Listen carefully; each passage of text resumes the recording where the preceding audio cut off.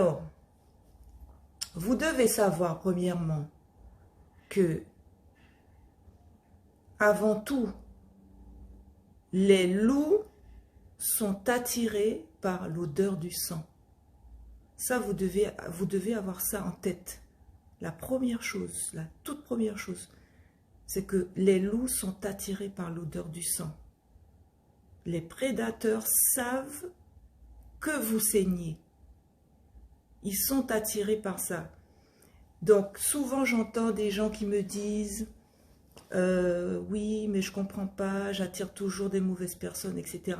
Mais c'est parce qu'ils voient, c'est parce que ces personnes-là, ces prédateurs-là, voient la blessure en vous. Ils voient la blessure en vous. Voilà.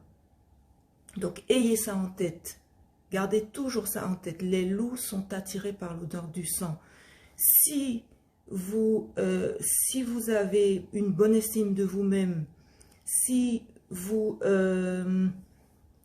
avez soigné vos blessures, si vous avez, si vous êtes quelqu'un d'équilibré, ben, vous n'allez pas attirer ce genre de personnes-là. Vous comprenez? Vous les attirez parce qu'il y a des blessures en vous qui ne sont pas guéries, qui ne sont pas soignées. Voilà.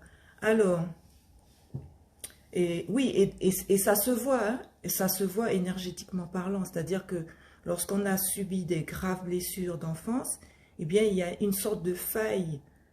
Ça se fait même au niveau énergétique, hein, c'est comme une blessure d'âme. Mais ça ne se voit pas à l'œil nu, mais vibratoirement, ça se ressent. Voilà. Donc, ce n'est pas écrit sur votre figure que vous avez des blessures, mais ça se voit, c'est quelque chose qui se voit. Et les prédateurs, ils ont une espèce de radar, un radar particulier qui leur permet d'identifier les victimes. Voilà. Alors, il y a plusieurs techniques pour sortir d'une relation toxique. La première technique, c'est de se faire accompagner.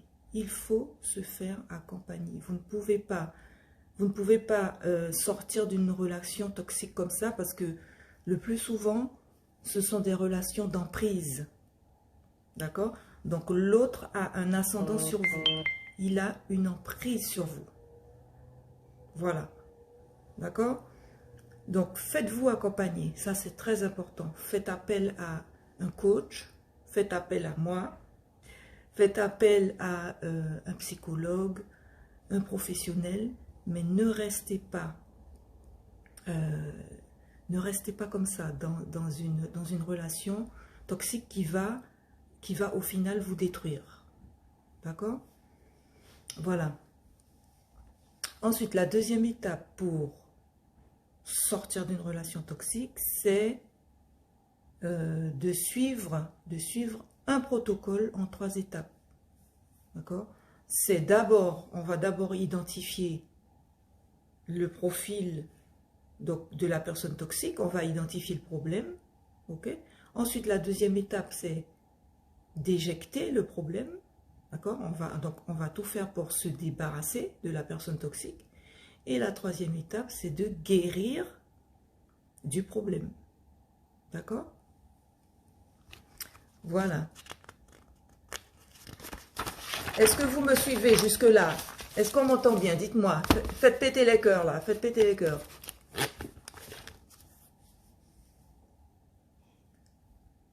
Est-ce que vous me suivez bien?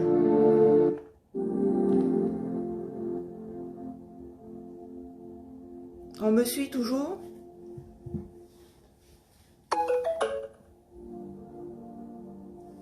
Ok. Alors, donc, il y a 3 façons simples, on va dire. Vous pouvez déjà repérer assez facilement.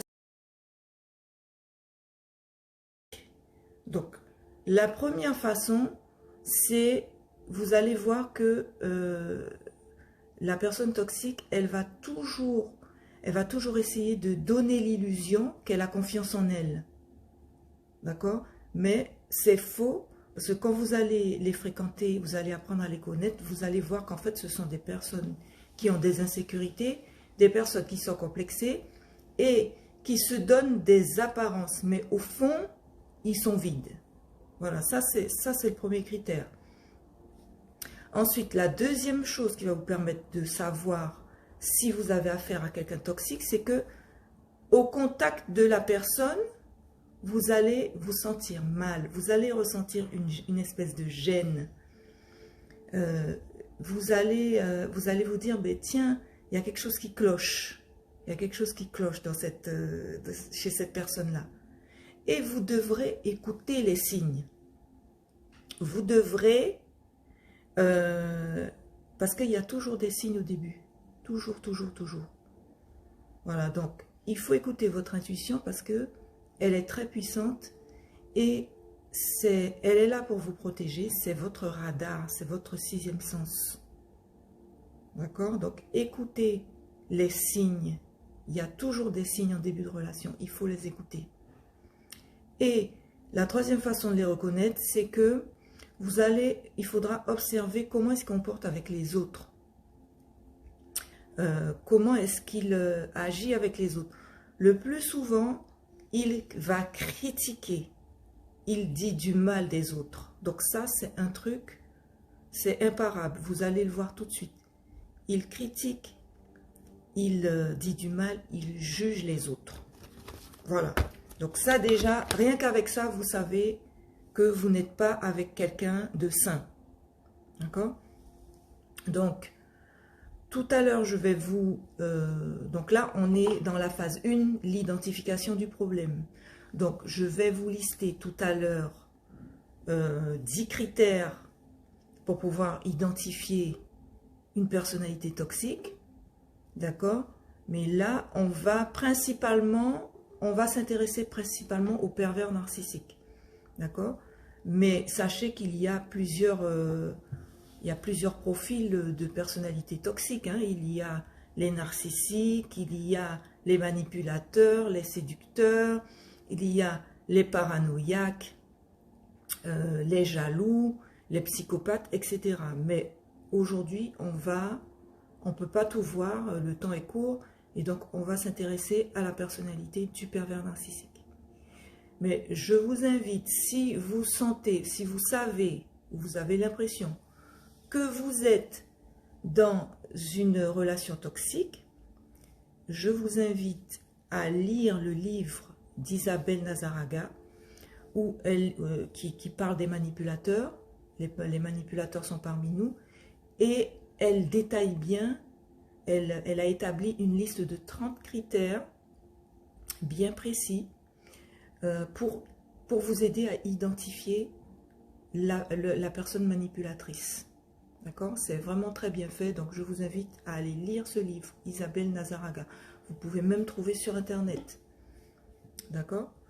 Donc, nous, on va définir ce qu'est un PN, un pervers narcissique. D'accord? Donc, le pervers, c'est quelqu'un, déjà le mot pervers, déjà, ça vous dit tout, hein? C'est quelqu'un qui se plaît à faire du mal, c'est quelqu'un qui aime voir l'autre souffrir. Voilà. Et puis, il y a la partie narcissique qui, c'est un narcisse, hein, donc il a besoin d'être admiré, il a un besoin excessif d'être admiré. Voilà. Alors, comment est-ce qu'on va reconnaître un pervers narcissique? C'est que le pervers narcissique, déjà, c'est un manipulateur et il se valorise en rabaissant les autres. Il a une image dévalorisante de lui-même. Donc, cette image dévalorisante de lui-même, il va la reporter sur les autres. Voilà, c'est comme ça qu'il fonctionne. Et il a plusieurs visages, il porte des masques. C'est Dr. Jekyll et Mr. Hyde. Voilà, c'est comme ça que vous le reconnaissez, parce qu'il porte des masques. Et il souffre d'un trouble de la personnalité narcissique qui est structurel. Alors, ça peut être, quand je dis structurel, ça veut dire qu'il ne peut pas changer. Il est construit comme ça. D'accord? Donc ça peut être un homme et ça peut être aussi une femme. Ok? Donc c'est quelqu'un qui dans l'enfance a subi un traumatisme important et qui souffre continuellement, qui est en permanence en souffrance. Voilà, le pervers narcissique est en souffrance permanente. Et pour enrayer cette souffrance, il va faire souffrir l'autre pour ne pas souffrir lui-même. Voilà, c'est comme ça qu'il fonctionne. C'est un mode de survie. Il ne peut pas s'en empêcher. Voilà. Il fait souffrir l'autre pour annihiler sa propre souffrance. Et il faut savoir que c'est quelqu'un qui ne peut pas survivre sans victime. Il vit au crochet des autres, il ne peut pas vivre seul, car il se nourrit de l'énergie vitale des autres. C'est un parasite, c'est une sangsue, et c'est un voleur d'énergie. Voilà, il a un vide à l'intérieur de lui, un puits sans fond, et c'est pour ça que souvent vous verrez que le pervers narcissique, il est sujet aux addictions. Donc ça va être l'alcool, ça va être des drogues, ça va être la nourriture, le sexe, etc. Il a des addictions parce qu'à l'intérieur c'est vide, d'accord? Et c'est quelqu'un qui ne ressent pas la joie, il ne ressent pas le bonheur, il ne ressent pas l'amour, il ne ressent que la colère, il ne ressent pas d'émotions positives et il fait semblant de les ressentir. Voilà. Alors, nous allons voir une liste de 10 critères. Donc, normalement, il y en a 30. Hein. Isabelle Nazaraga, elle en a établi 30. Mais moi, je vais vous lister 10 critères parce qu'on n'a pas le temps de tout voir. Mais 10 critères qui vont vraiment vous permettre de reconnaître si vous avez affaire à quelqu'un de toxique. Vous allez tout de suite le reconnaître grâce à ces 10 critères déjà, au départ. D'accord? Donc, premièrement, ce qui doit vous alerter quand vous êtes dans une relation toxique avec quelqu'un, ce qui doit vous alerter, c'est votre état de santé et votre état émotionnel parce que vous allez être malade. Au contact de cette personne, vous allez déclarer des maladies. Donc, ça va souvent être des maladies intestinales et ça va être aussi des crises d'angoisse, de la dépression, vous allez faire des crises de tachycardie. Donc, vous allez être malade au contact de cette personne. Voilà. Donc, le premier critère pour reconnaître un manipulateur pervers narcissique, le tout premier critère, c'est un séducteur. C'est comme ça qu'il va, il va vous aborder par la séduction. Et il a une manière toute particulière de le faire. C'est-à-dire qu'il va d'abord repérer sa victime et ensuite il va vous sortir le grand jeu. C'est-à-dire qu'il va, il va vous faire plein de compliments, vous êtes une déesse, vous êtes magnifique, il va vous apporter beaucoup d'attention, il va vous donner des belles paroles, il va vous combler de cadeaux, s'il a de l'argent, il va vous faire des grands cadeaux. C'est un beau parleur. Et il sait que les femmes aiment ça, il sait que les femmes aiment les belles paroles, et c'est comme ça qu'il va rentrer dans la phase séduction. Il va vous sortir le grand jeu. Donc ça doit vous alerter, parce que, ok, vous rencontrez quelqu'un, bon, vous êtes dans une phase de séduction, mais ça ne doit pas être, comment dirais-je, dès que vous avez l'impression que... qu'il vous dise ce que vous voulez entendre, qu'il comble tous vos besoins, alors que vous venez tout juste de vous rencontrer. Vous vous dites, mais, oh, mais c'est un prince charmant et tout, c'est trop beau pour être vrai. Eh bien, si vous vous dites que c'est trop beau pour être vrai, ça veut dire que c'est... Lorsque le truc démarre comme ça sur des chapeaux de roue et que vous avez l'impression que vous avez affaire à un prince charmant, vous vous dites j'ai trouvé mon prince charmant, ça y est, c'est l'homme de ma vie. Eh bien non. Croyez-moi que là vous êtes mal parti. D'accord? Donc attention à la première étape, la première phase de séduction. C'est comme ça qu'on les repère. Ils sortent le grand jeu et ce sont des beaux parleurs. Attention aux paroles. Voilà. Ensuite, le deuxième... Juju, c'est toi qui es là, Juju? Fais-moi un coucou, non?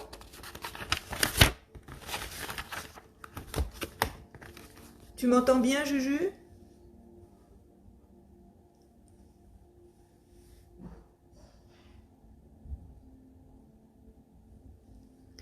Alors, le deuxième critère pour reconnaître le PN, c'est qu'il porte des masques. Voilà, il porte des masques. Donc, c'est un comédien. Il joue la comédie en permanence. Donc, le premier masque qu'il porte, c'est le masque de la normalité. C'est-à-dire que vous aurez l'impression que c'est quelqu'un de normal. Mais en réalité, c'est un masque. Ensuite, le deuxième masque, c'est le masque du séducteur. Voilà, donc il porte un masque de normalité et un masque de séducteur.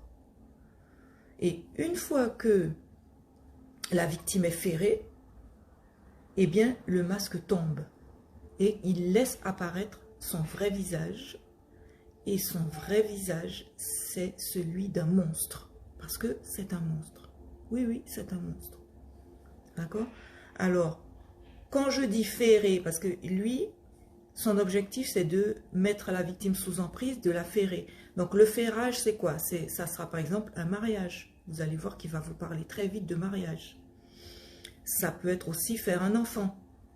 Ou ça peut être acheter une maison tous les deux. Ou ça peut être aussi s'associer dans une entreprise. Il va trouver une façon de vous ferrer dans la relation. C'est ça. Ok? Ensuite, le troisième critère, c'est qu'il souffle le chaud et le froid. Comment il fait ça? Eh bien, il va distiller au compte-gouttes ses remarques dévalorisantes. Mais c'est très, très insidieux, c'est très sournois. On s'en rend même pas compte parce que comme il souffle le chaud et le froid en même temps, donc le cerveau, il capte pas trop, quoi. Vous voyez? Et si vous vous rendez compte qu'il est désagréable avec vous, si vous commencez à vous rebeller, à vous opposer à lui, eh bien, il va faire ce qu'on appelle le love bombing, c'est-à-dire qu'il va recommencer sa technique de séduction sur vous, en vous faisant des cadeaux, en vous disant des belles paroles, etc. Et puis, vous retombez dans le panneau. C'est comme ça, c'est chaud, froid, chaud, froid, chaud, froid. Un coup, il est gentil, un coup, il est méchant. Un coup, il est gentil, gentil, méchant, méchant. Et c'est comme ça que vous rentrez. C'est ça qui crée l'attachement, en fait. C'est ce qu'on appelle, on appelle ça le double lien. Parce que le cerveau, il ne comprend pas. Au départ, c'est comme si vous êtes dans un paradis. Puisque c'est ça, au début de la relation avec lui. C'est une relation idyllique. Vous avez trouvé votre prince charmant. Vous êtes au paradis. Et puis, tout d'un coup, au milieu du paradis, vous recevez des flèches. Vous recevez des pics. Donc, le cerveau, il ne comprend pas. Il se dit, mais c'est quoi, qu'est-ce qui se passe? C'est quoi cette flèche? Je ne comprends pas. Et c'est ça qui crée l'addiction. Vous rentrez comme ça dans l'emprise.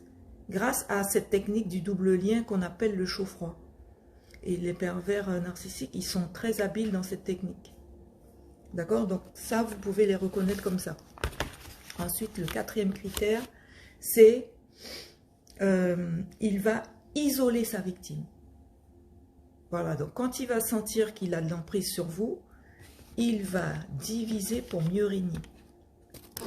Voilà, il va critiquer vos amis, il va critiquer votre famille pour que vous puissiez vous en éloigner. Et surtout s'il y a des membres de votre famille qui ont repéré que c'est quelqu'un de toxique, Il va tout faire pour s'en débarrasser. Et il peut aller jusqu'à séduire votre famille et vos proches pour se les mettre dans la poche. Voilà. Donc, c'est très facile pour lui de séduire les gens parce que c'est un séducteur né. Et en plus, il est très serviable, il est très poli. Et donc, tout le monde tombe dans le panneau. D'accord? Et peu à peu, les liens avec vos proches sont coupés. Et c'est l'isolement total. Et pourquoi il fait ça? Il fait ça pour avoir de l'emprise sur vous. Donc ça, c'est le 4e critère. Il isole sa victime. Le cinquième critère, c'est la violence. Voilà. Donc il va commencer à être violent. Donc c'est d'abord de la violence psychologique. Hein. Donc ça va être des critiques, ça va être des humiliations, ça va être de la culpabilisation, ça va être des intimidations. Voilà, c'est souvent ça commence par ça, hein, les critiques, l'humiliation, etc. C'est de la violence psychologique d'abord. Ok? Mais tout cela se fait en privé. Parce que c'est quelqu'un qui est comme c'est un narcissique, sa priorité, c'est de préserver son image. Donc, il ne va pas vous dévaloriser en public. Il va le faire en privé, à l'intérieur, à la maison, dans un espace clos et fermé. D'accord? Mais face aux autres, et il va donner une image de mari idéal, de compagnon idéal, etc. Parce qu'il veut préserver son image. Mais en privé, il va être violent verbalement, psychologiquement, et dans certains cas, il peut passer à l'acte. Voilà. Ensuite, donc ça c'était le 5e critère. Le 6e critère, c'est qu'il veut tout contrôler. Le pervers narcissique, le manipulateur, il veut tout contrôler. Y compris votre argent. Donc déjà c'est un maniaque de l'argent, il est radin. On a l'impression que c'est quelqu'un de généreux parce qu'il est très serviable. Il aime rendre des services parce qu'il veut se rendre redevable. Il rend beaucoup de services à sa victime pour la rendre redevable. Mais il est radin. Vous allez vous en rendre compte. Et s'il n'a pas beaucoup d'argent, il va faire en sorte de vous prendre tout votre argent. Et s'il est riche, il va s'arranger pour que vous arrêtiez de travailler pour avoir un contrôle total sur vous. Donc c'est ça, il veut tout contrôler. Le 7e critère, c'est qu'il ment tout le temps. C'est pathologique chez lui, c'est un menteur invétéré. Il ment pour se faire valoir, il ment pour être flatté, il ment pour être admiré par son entourage. Et il s'attribue même les qualités et succès de ses victimes. Il a une soif de reconnaissance, donc voilà, il ment. C'est quelqu'un qui ment tout le temps. Et il est souvent infidèle. Donc c'est comme ça que vous pouvez le reconnaître également. Il est très jaloux de sa victime, il est très jaloux de vous et de vos qualités, parce qu'il convoite vos qualités. N'oubliez pas, comme je vous avais dit au début, c'est quelqu'un qui est vide. Il est vide à l'intérieur. Et il s'approprie les qualités de sa victime. D'accord? Et le plus souvent, quand vous êtes dans ces relations-là, vous allez être victime du fameux triangle infernal. Il y aura toujours une tierce personne impliquée dans le couple. Donc ça va être une meilleure amie, ça va être une ex. Il va toujours dénigrer son ex, il va mal parler de son ex. Et vous allez pourtant voir que l'ex est toujours quelque part, elle est toujours là dans les parages. Vous allez vous dire, mais je ne comprends pas. Il parle mal d'elle, elle est mauvaise, elle est ceci, elle est cela, mais elle est toujours dans les parages. C'est le fameux triangle infernal. Voilà. Donc, c'était le 7e critère, c'est un menteur. Le 8e critère, pour reconnaître un manipulateur, un pervers, une personne toxique, c'est qu'il a un ego démesuré. Voilà. Donc c'est quelqu'un qui est, comme je vous l'avais dit au début, qui a des insécurités, il est complexé, il a une piètre image de lui. Et pour compenser l'image dévalorisante qu'il a de lui-même, il va se mettre en avant. Voilà, il a un ego démesuré. Donc c'est quelqu'un, par exemple, dans un groupe, il va tout faire pour être admiré du groupe, il sera comme un gourou. Et ce sont des gens qui aiment le pouvoir, ils aiment les postes à haute responsabilité, ils aiment avoir du pouvoir, ils aiment se mettre en avant. Voilà. Ensuite, le 9e critère, c'est le 9e critère pour les identifier, c'est que ce sont des provocateurs. Donc, ils sont constamment dans la provocation. Si vous êtes en relation avec un manipulateur, un pervers narcissique, vous serez constamment dans la souffrance, constamment, parce qu'il va tenter tout le temps de vous mettre en colère. Et même si vous êtes quelqu'un de pacifique, de calme, de posé, il va tout faire pour vous mettre en colère. Parce que c'est quelqu'un qui se nourrit de votre colère, il se nourrit de votre peur, c'est sa nourriture, ça le rend puissant. D'accord? Donc au début de la relation, il va vous faire parler. Donc vous êtes content parce que les femmes, elles aiment bien ça, elles aiment parler et tout. Mais il va vous mettre en confiance pour que vous puissiez lui confier des choses sur vous. Mais sauf qu'il va s'en servir après contre vous. Parce qu'il va monter des dossiers, ils sont comme ça, ils montent des dossiers sur les gens. Et après, au moment opportun, on va dire, eh bien, il va vous ressortir tous ces dossiers pour vous détruire, pour vous faire du mal. Et si vous lui dites, par exemple, je ne sais pas moi, vous lui dites, ah tiens, j'aime pas ça, il y a un truc que j'ai horreur de ça, eh bien, il va le faire. Si vous lui dites, j'aime pas ça, c'est quelque chose que j'aime pas, eh bien, il va le faire. Et puis, il va vous regarder. Quand il va le faire, il va vous regarder parce que il va se réjouir de votre réaction. Ça lui fait plaisir de vous mettre en colère. Voilà. C'est comme ça. C'est un provocateur. Ensuite, le 10e critère. Le 10e critère, c'est...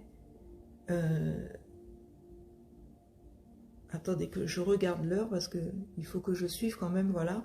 Donc le 10e critère, c'est que son objectif est de vous détruire. C'est ça son objectif. L'objectif du PN, c'est de vous détruire. Voilà. Parce que il aime voir l'autre souffrir. Parce que faire souffrir l'autre annule sa propre souffrance. Ça lui donne un sentiment de supériorité, ça lui donne du plaisir, il a du plaisir à voir l'autre souffrir. Et plus vous allez souffrir, plus il va devenir fort. C'est un voleur d'énergie. D'accord? Donc là, vous avez les 10 critères. J'espère que vous avez pris des notes. Si vous avez reconnu quelqu'un de votre entourage parmi ces critères, si vous avez reconnu votre conjoint, si vous avez reconnu une amie, un collègue de travail, un patron, etc., sachez que vous êtes dans une relation toxique et qu'il va falloir fuir. Parce qu'il n'y a pas d'autre solution. Il faut fuir. Et sachez qu'ils ne s'intéressent pas à n'importe qui.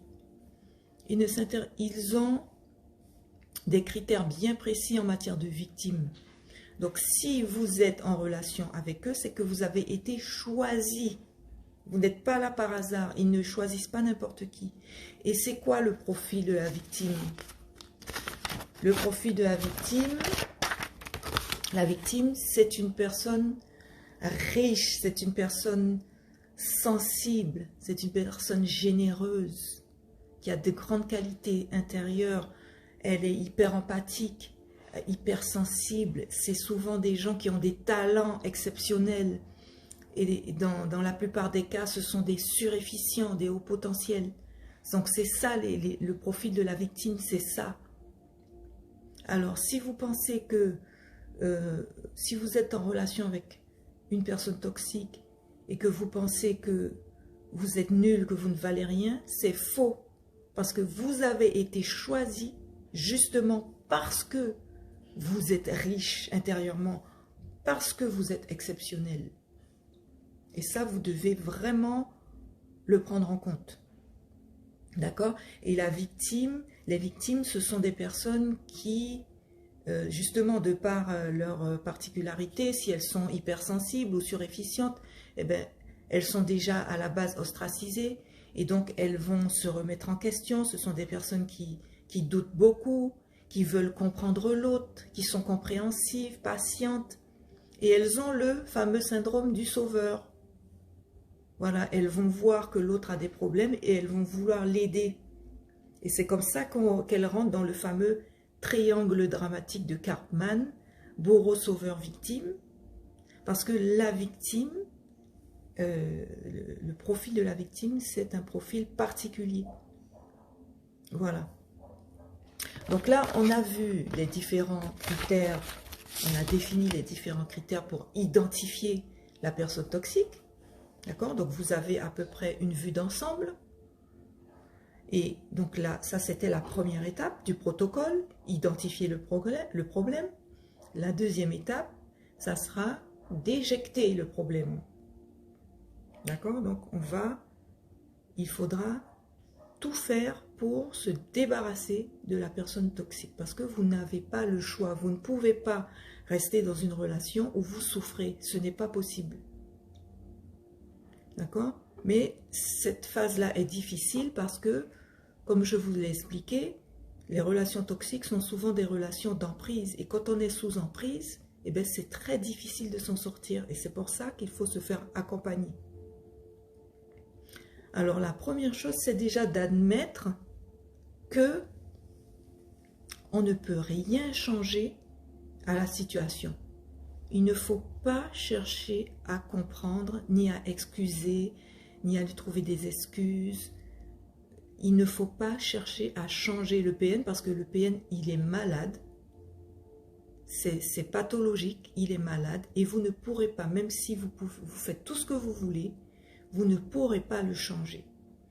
Et vous avez l'impression que vous l'aimez, mais en réalité, vous ne l'aimez pas. Vous êtes addict, vous êtes sous emprise, vous êtes dans l'attachement.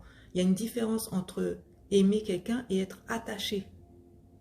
Le PN, il a tout fait pour vous attacher. Donc, vous avez l'impression que vous ne pouvez pas vous passer de lui, que vous ne pourrez pas vous en sortir, mais vous pouvez vous en sortir si vous vous faites accompagner. D'accord? Parce que vous êtes dans une relation souffrante et vous le savez que vous n'êtes pas bien, vous le savez. Ensuite, vous ne devez pas culpabiliser parce que souvent les victimes, elles culpabilisent, elles s'en veulent d'avoir laissé entrer une telle personne dans leur vie. Donc vous ne devez pas culpabiliser. Il faut travailler ça. C'est très important. Ensuite, comme je vous le disais, la deuxième étape, c'est de partir. Il faut fuir. Il n'y a pas d'autre solution. Pourquoi il faut fuir? Parce que, comme je vous l'ai dit, le 10e critère, le PN veut vous détruire. Et qui dit vous détruire, ça peut aller jusqu'à la mort. Ce qui vous attend, c'est la mort. Vraiment. Donc, vous ne pouvez pas rester dans une relation comme ça. Ce n'est pas possible. Vous devez partir. Voilà. Donc, comment faire ça? Ben, comme je vous l'ai dit, vous faire accompagner par un coach ou un psychologue, etc., un professionnel. Renouer avec vos proches parce que vous avez été isolé. Recontacter vos amis. Retrouver votre famille. D'accord?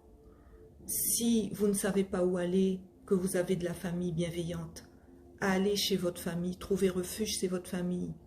Si vous êtes sans ressources, que vous devez fuir, faites appel aux associations qui s'occupent des femmes battues, des femmes en souffrance.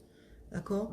Et si vous avez les moyens de partir, partez sans hésiter. Prenez un appartement, changez de ville et partez, fuyez. Vous ne pouvez pas rester dans cette relation. Mais si vous partez, faites-le sans prévenir. Ne dites pas à votre personne toxique que vous partez. Ça n'a pas de sens. Si vous partez, faites-le sans prévenir. D'accord? Mais dans tous les cas, demandez de l'aide. Vous ne pourrez pas le faire seul. Parce que c'est extrêmement difficile. Vous êtes sous emprise. Donc, demandez de l'aide et faites-vous accompagner. D'accord? Voilà.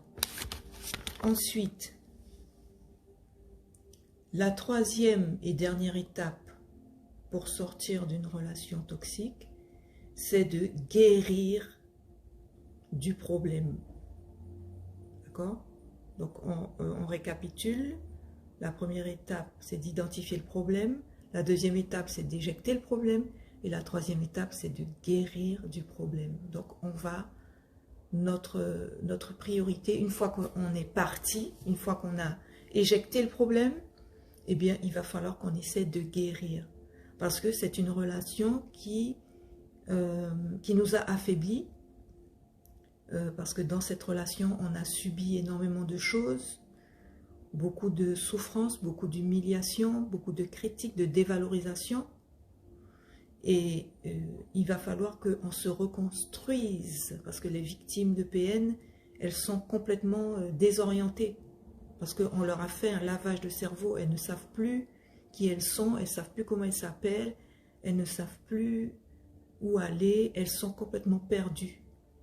Elles ne savent plus ce qu'elles aiment, ce qu'elles n'aiment pas, ce qu'elles veulent faire, elles sont complètement désorientées. Donc, la première chose à faire, c'est de consulter et puis ensuite de se donner la priorité, prendre soin de soi. C'est très important de prendre soin de soi parce que dans la relation d'emprise, souvent la victime, elle s'oublie. Elle s'oublie parce qu'elle n'est concentrée que sur le PN. Elle n'est plus concentrée sur elle-même. Donc il va falloir qu'elle prenne soin d'elle. Ça, c'est la première chose.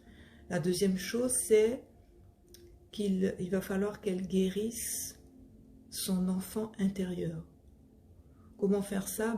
Il n'y a qu'un coach qui pourra vous aider à faire ça.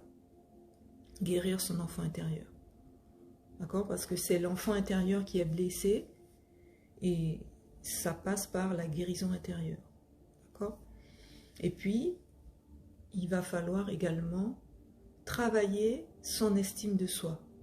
Travailler, donc il y a des choses à mettre en place pour retrouver sa confiance en soi, pour retrouver son estime de soi. Mais il y a des choses à faire, il faut passer à l'action. D'accord? Et comment faire ça? Eh bien, c'est en vous faisant accompagner, on vous donnera le protocole pour pouvoir retrouver votre estime de vous-même. Voilà. Alors, dites-moi en commentaire qui est-ce qui est présent et est-ce que ça vous a aidé? Mettez-moi un petit cœur, mettez-moi en commentaire parce que je ne vois pas qui est présent. Si vous avez des questions, c'est le moment puisque le live va se terminer.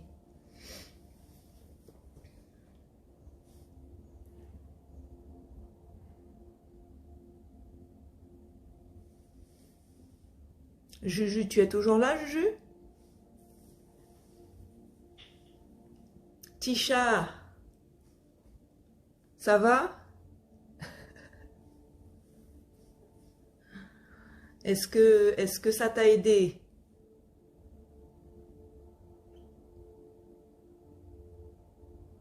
Là, je vois pas trop qui est présent, qui est pas présent. Je vois pas trop.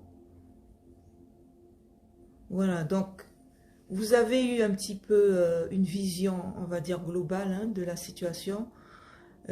C'est un sujet qui est vraiment très lourd. C'est un sujet grave qu'il ne faut pas prendre à la légère. Parce que moi, ce que je vois souvent au niveau des personnes que je coach, c'est qu'elles sont dans une emprise terrible et elles ont énormément de mal à se défaire de la personne toxique. Parce que c'est comme si elles étaient prises dans une toile d'araignée. C'est ça en fait. La personne toxique, elle tisse sa toile. C'est la veuve noire, enfin c'est l'araignée. Elle tisse sa toile autour de sa victime. Et vous avez beau vous débattre, vous n'y arrivez pas. C'est ça le plus gros problème. C'est le problème de l'emprise. Et par rapport au profil de la victime, souvent la victime, elle est tellement dans la compréhension, elle a le syndrome du sauveur, donc elle va tout faire, vu qu'elle pense aimer son PN, elle ne l'aime pas, mais elle pense l'aimer, donc elle veut sauver la relation et elle va se dire, mais non, on va aller voir un psychologue, je vais t'aider, on va s'en sortir, etc. Sauf que ce n'est pas possible. Si vous vous êtes reconnu, si vous avez reconnu votre PN dans la liste des critères, sachez que vous ne pouvez pas le sauver. Vous ne pourrez pas le sauver. Ce n'est pas possible. Lisez le livre d'Isabelle Nazaraga. Les manipulateurs sont parmi nous. Elle liste 30 critères bien précis pour identifier un manipulateur, un pervers narcissique. Donc lisez les critères et si vous avez si vous cochez plus de 22 critères, ça veut dire que vous êtes avec un pervers narcissique. Vous êtes avec un manipulateur. Donc vous ne pouvez pas dire que c'est pas vrai. Si vous cochez tous les critères, c'est que vous êtes avec un pervers narcissique. Donc si vous êtes avec un pervers narcissique, vous ne pourrez pas le changer. Vous ne pourrez pas le changer. D'accord? Donc voilà, donc n'hésitez pas. Si vous avez besoin d'aide, si vous avez besoin d'être accompagné, envoyez-moi un message en privé et puis on se verra. Je vais vous suivre, je vais vous coacher et vous accompagner parce que moi-même, j'ai été victime d'un pervers narcissique et j'ai été accompagnée et c'est pour ça que je m'en suis sortie. Sinon, aujourd'hui, je serais peut-être morte. Oui, oui. Voilà, donc faites-vous accompagner. C'est très important. Et n'ayez pas peur de demander de l'aide. C'est vrai qu'il faut beaucoup de courage pour demander de l'aide, mais c'est indispensable. C'est nécessaire. Voilà, c'est la fin du live. Je vous embrasse fort. Et on se revoit bientôt pour un prochain live, tout aussi intéressant, toujours sur des problématiques relationnelles, parce que on a besoin, ce ne sont pas des choses qu'on apprend à l'école, personne ne va vous apprendre ça, d'accord? Et c'est avec l'expérience qu'on découvre les choses, mais on peut les découvrir autrement si on sait où trouver l'information. Voilà. Gros bisous à tous, je vous embrasse fort et je vous dis à très bientôt.